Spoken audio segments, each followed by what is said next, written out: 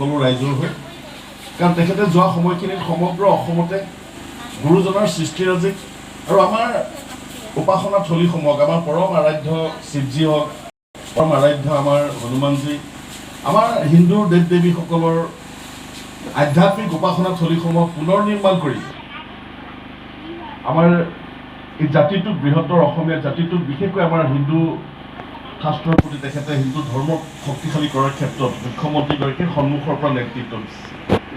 আৰু সেইকাৰণে সমগ্ৰ অসমৰ লগতে আমি ৰহাটো প্ৰায় 200 আমি তেনেকৈ পাবলৈ সক্ষম হৈছোঁ। আৰু যোৱা সময়খিনিতো আমি বিধায়ক উন্নয়ন পুঁজিয়ে হওক বা আমাৰ আছুতীয়া পুঁজিয়ে হওক, তাৰ পৰাও আমি প্ৰায়খিনি প্ৰায় ধৰ্মীয় অনুষ্ঠান আমি কৰিবলৈ চেষ্টা কৰোঁ। কাৰণ ধৰ্মীয় বিপদগামী হোৱাও আমি দেখিবলৈ পাইছোঁ। বিভিন্ন নিচাসক্ত, বিভিন্ন অপৰাধমূলক এনেধৰণৰ কাৰ্যৰ লগত আমাৰ উঠি অহা ভৱিষ্যত প্ৰজন্ম, যিসকলক লৈ আমি জাতিটো শক্তিশালীভাৱে আগুৱাই যোৱাৰ আমাৰ সপোন আছে, আজি সেইসকল যদি ৰুগ্ন হয়, সেইসকল যদি মানসিক বিকাৰগ্ৰস্ত, সেইসকল যদি আজি বিপদগামী হয়, তেতিয়া এটা জাতি, এখন সমাজ কেতিয়াও শক্তিশালী হ'ব নোৱাৰে।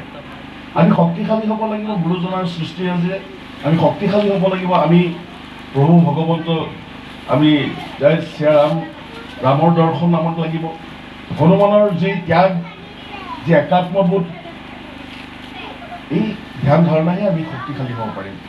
মই অত্যন্ত সৌভাগ্য অনুভৱ কৰিছোঁ যে আজি আমাৰ কাৰ্বি ভাইসকল, আমাৰ বড়ো ভাইসকল, আমাৰ হিন্দু বেংগলী, আমাৰ সমাজখন, আমাৰ অসমীয়া সমাজ, আমি সকলোৱে একত্ৰিতভাৱে আচলতে এই মন্দিৰভাগ আমাৰ সমন্বয়ৰ এক বাৰ্তা কঢ়িয়াই লৈ আহিছে।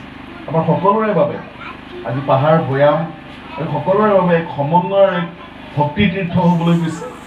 এই তীৰ্থভাগ ইয়াতে প্ৰতিষ্ঠা হোৱাৰ ক্ষেত্ৰত আপোনালোকে মন্দিৰ নিৰ্মাণ সমিতিৰ পৰা আৰম্ভ কৰি আমি প্ৰতিজন আমাৰ সচেতন ব্যক্তি, শিক্ষাবিদ, সমাজকৰ্মী, মহিলা মাতৃসকল, ভক্তপ্ৰাণ ৰাইজ, সকলোৱে ইমান সুন্দৰভাৱে এই অনুষ্ঠানটোক আগুৱাই লৈ যোৱাৰ কাৰণে মই সকলোৰে ওচৰত মই সশ্ৰদ্ধ প্ৰণিপাতৰ ভক্তি ভৰা সেৱা যাচিছোঁ। আৰু মই এতিয়াহে উপলব্ধি কৰিছোঁ, আচলতে বৰষুণ নহয়, পুষ্পবৃষ্টি। ইয়াৰ পুষ্পবৃষ্টি এভাগ, আমি সুন্দৰ এভাগ আমি প্ৰভু ভগৱন্তৰ হনুমানজীৰ আজি মন্দিৰ প্ৰতিষ্ঠা হ'ব। নিশ্চিতভাৱে এয়া পুষ্পবৃষ্টি আমি সকলোৱে এই মাংগলিক অনুষ্ঠান ভাগত সমৰ্পিত মনোভাৱেৰে আগুৱাই যাবৰ কাৰণে সকলোকে আহ্বান জনাই আৰু সকলোলৈকে মই পুনৰবাৰ সশ্ৰদ্ধ প্ৰণিপাতৰ ভক্তি ভৰা সেৱা যাচি মই মোৰ চমু বক্তব্য সামৰিছোঁ। নমস্কাৰ, ধন্যবাদ।